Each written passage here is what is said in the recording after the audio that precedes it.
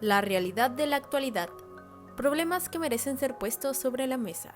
Por Daira Hurtado, su servidora, presenta un podcast que habla sobre la precarización del trabajo.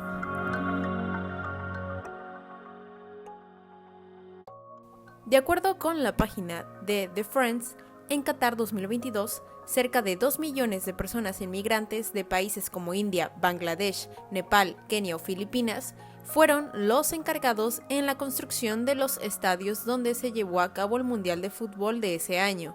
Sin embargo, detrás de todo esto existe una gran polémica respecto a las condiciones laborales que vivieron los trabajadores en su momento. Desde contratos que firman que les impiden regresar a sus hogares, que les impiden el derecho a protestar y de cambiar de empresa, hasta trabajar sin derechos sindicales.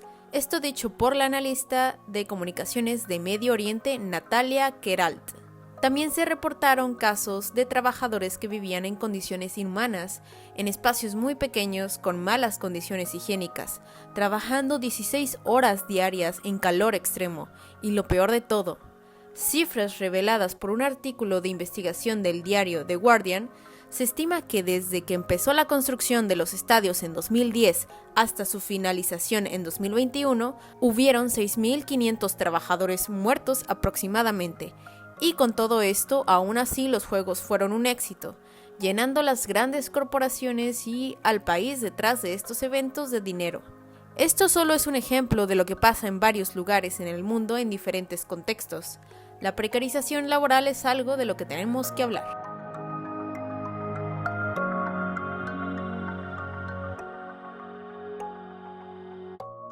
Pero, ¿qué es la precarización laboral? Pues si no te quedó tan claro con el ejemplo del principio, este término se refiere básicamente a la falta de condiciones dignas en el trabajo, o para ser más específica, un salario bajo, contrataciones cuestionables, jornadas laborales mayores a 8 horas seguidas, sin aumento o descanso, falta de un seguro social, despidos inesperados, entre muchas cosas más. Eso es lo esencial. Pero ¿cómo es que en pleno siglo XXI aún sigue existiendo este tipo de condiciones? ¿Que no ya se habían consolidado los derechos y la buena estabilidad de los trabajadores años después de la Segunda Guerra Mundial? Pues sí, pero gracias a la globalización y a la implementación de políticas neoliberales, es decir, en pocas palabras, se le dio más lugar a la privatización del mercado en el mundo en el que el Estado ya no pueda meter más sus manos.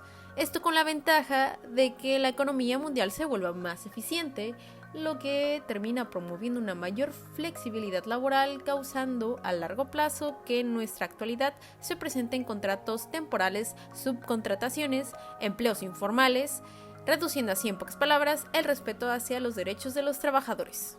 Un ejemplo de empleos en donde los trabajadores son más propensos a sufrir de esta precariedad son en servicios de transporte privado, repartidores, teleoperadores, camareras, trabajadoras domésticas y vigilantes de seguridad, y no olvidar que también afecta a otros sectores de la población que generalmente son marginados, como mujeres, menores de edad, inmigrantes y personas de la tercera edad.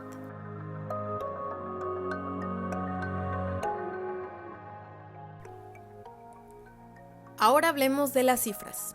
Según la Organización Laboral del Trabajo, la OIT, más del 60% de la población mundial se encuentra en trabajos informales, lo que significa que no cuentan con contratos formales, perjudicando sus derechos laborales. En 2021, 27.6 millones de personas se encontraban en trabajos forzados. Esto desde el 2016 hasta ese año por la pandemia, cifra que refleja el aumento de una explotación laboral globalmente. El trabajo infantil es otro ejemplo de esta problemática. En 2021, 160 millones de niños trabajaban a nivel mundial, o en otras palabras, 1 de cada 10 niños en el mundo, y aproximadamente la mitad de ellos realizaban trabajos de alto riesgo. Y pasando a México, de acuerdo a los datos de la Encuesta Nacional de Ocupación y Empleo, ENOE, en 2023, 29 millones de mexicanos recibieron salarios por debajo del salario mínimo. 3.5 millones solo cuentan con contratos temporales, 40.9 millones son subordinados y 15.4 millones laboran más de 48 horas semanales con solo un día de descanso. Estos son solo otros ejemplos más de la realidad en la que vivimos.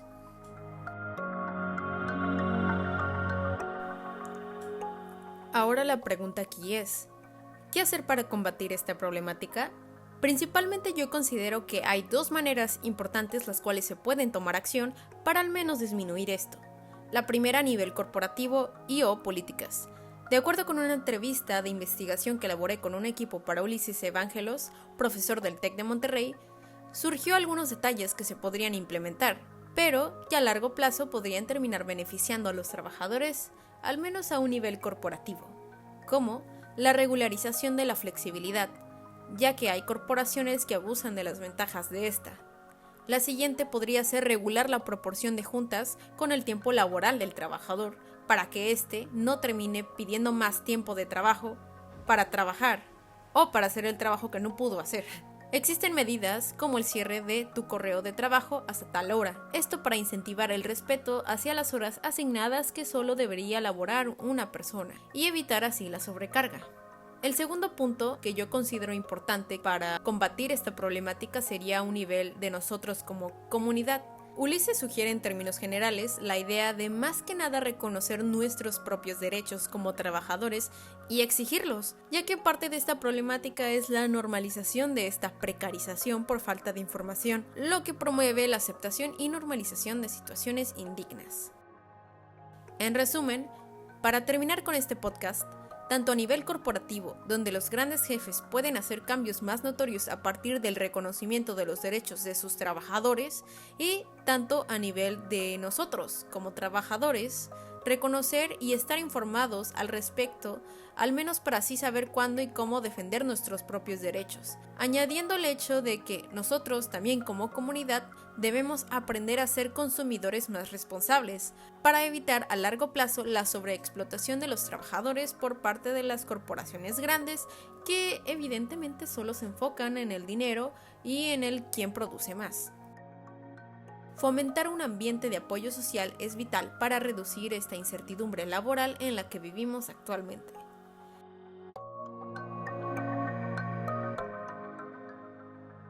Eso fue todo y gracias por acompañarme. Soy Daira Hurtado en La Realidad de la Actualidad.